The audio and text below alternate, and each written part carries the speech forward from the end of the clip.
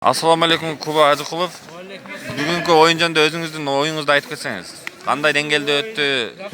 Балдардын урууну. Калыстардын чечимдери кичине Нараазычылыктар болдубу? болуп калат. Аны эми апелляцияга даярсыздар эми. Калыстарга Комиссия карап көрөт. Конечно, комиссияга бериш керек калыстар.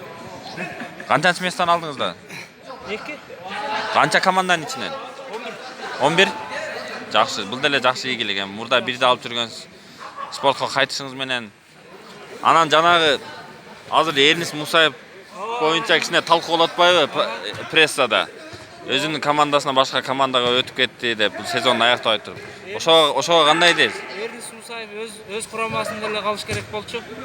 Өзүнүн командасына керек болчу, Анын оюнчулары Эрнис Мусаевга муктаж болчу. Муктаж болчу. Эрнис Мусаев өз курамасында эле калган туура болчу. Тоос. Анан дагы эми Ар бир оюнчунун өзүнүн чечими. Өзү ошондой кабыл алып тур. сиз ушундай жөнөкөй адам экенсиз, мындай жылдыз оорусу менен кандай жакынсызбы? Мен өзүм жылдыз эле деп эсептейм. Көчөдө эле ошо сүрөткө түшүп алайын деп ызылдай беришет.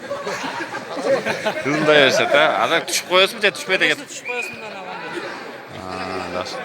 Аны Реал тарабынан контракт келген сизге чынбы же калппы? Мындай прессада келген контракт менен, бирок отказ бергенсиз.